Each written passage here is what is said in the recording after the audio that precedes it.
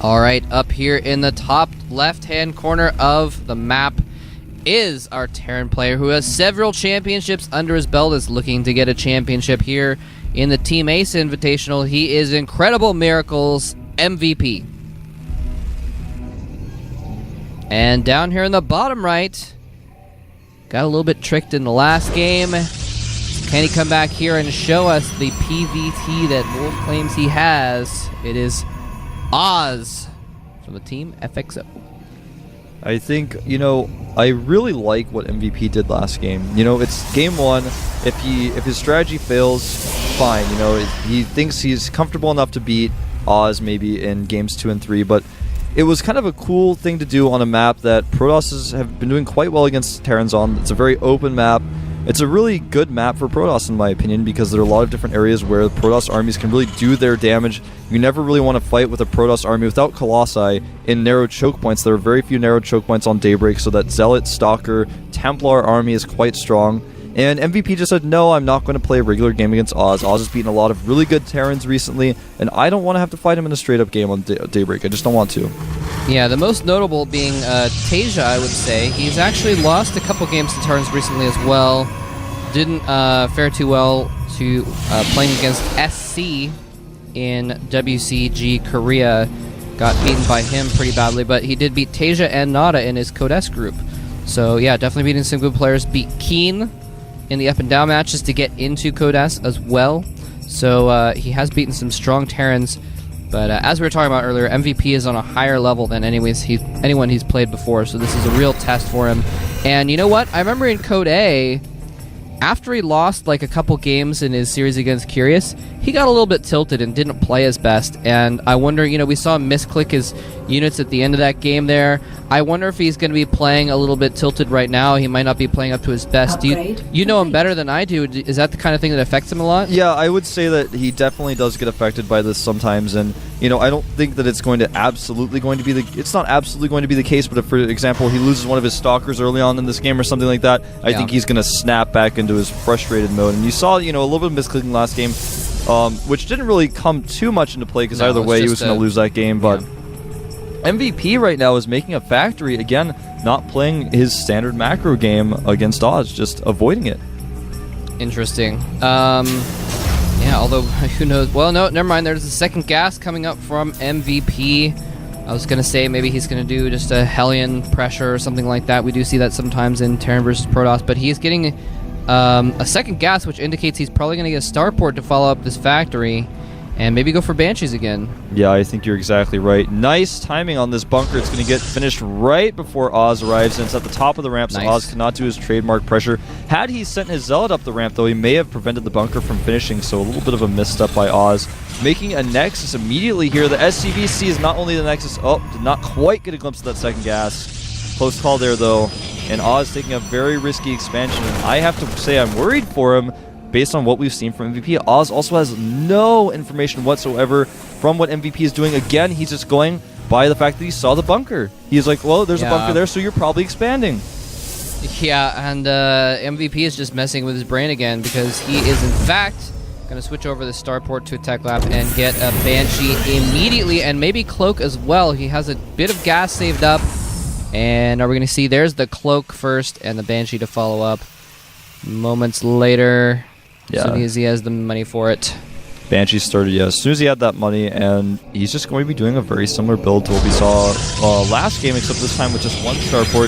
He's going to go for probes. He may, if he wants to go with the timing attack, go for actual units rather than probes. We'll see if he makes a command center or not. Right now, Oz has made a robotics facility. He's adding 2 more gateways. This is pretty standard after a 1-gate expand. The question is, how many units is he going to make off of the robotics? Is he going to get a Twilight Council, or is he going to go for Colossi? And the other question is MVP going to expand, or is he going to add more barracks? What is going to be his plan? Oz wants to put more pressure on here, but unfortunately MVP has a second bunker. Yeah, so that pressure is not going to be doing anything. Well, it might do something, and he might be able to put some pressure on, but I don't think he's going to break MVP. And MVP, I mean, and look at this. SCV is going to get all the way into the base, scout everything Oz is up to, Not terribly important because Oz is not doing anything too tricky right now, but the point is he knows exactly what to expect from Oz. And here comes the first Banshee approaching the back of Oz's new risky expansion. Already going to work on those probes. Yeah, he's killing tons of these probes. Oz is no answer. His first observer does come out here, but there's only one Stalker. Now a second Stalker arriving on the scene, but he should be able to get this Banshee away if he controls it. Already 9 kills there on that Banshee. Gets out. And in the meantime, Oz pressuring the front a little bit, but just loses some units yeah, that's and all he was falling back. And look at these. He's trying to chase down the Banshee. The Banshee's like, I don't even care. I'm just going to kill some more probes with my last bit of life. The second Banshee did fly right over the pylon. For some reason, he cloaked it to kill the pylon. I'm not sure what was going on there. But he is going to kill that forward pylon of Oz and then promptly run out of cloak energy. Yeah, Oz at this point moving his forces back. Right now the supply, Oz is ahead, and with workers, Oz is at 29 to 25, even though he lost a ton of workers there. In total, 12 were killed. And, you know, 29 to 25 is decent, but he needs to have a lot more probes at this point. He has no army. Yeah, definitely. Now, this is really interesting. MVP is getting siege mode now to follow this up, and it looks like we might see him just go for, you know, it's it's not a 1-1-1, it's a 3-1-1. He has 3 barracks now, but he is probably going to go for a timing attack. He is not indicating that he wants to expand at all. He's just going to get siege tanks and siege mode and a bunch of Marines and a couple Banshees to go along with it for sniping sentries.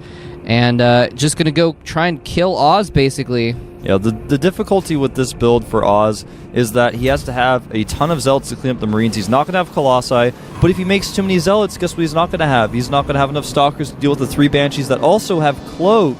He's supply blocked right now because the pylons were killed. He can't even make that immortal. He is going to catch a tank here. No. Yes, he is going to catch the tank. The tank turns to try and fire. But yeah, his Oz's forward forces are hunting down MVP's reinforcements as they arrive, but now they arrive with the main army. He is sieged up on the low ground now. Here's the thing, MVP is probably not going to be able to get any siege tanks other than this one to this forward location. So actually, if Oz can somehow take out that siege tank, it'd be huge. Oh man, he took a lot of hits on those Banshees as well. He also stopped the bunker. Oz doing a great job here. He's going to catch another siege tank in the middle of the map. Oh, with his MVP, Stalkers. what are you doing? You know those Stalkers are there. And it looks like MVP is going to go home. This gives Oz a lot of much-needed time. Still loses the siege tank. May take some hits on this Banshee as well.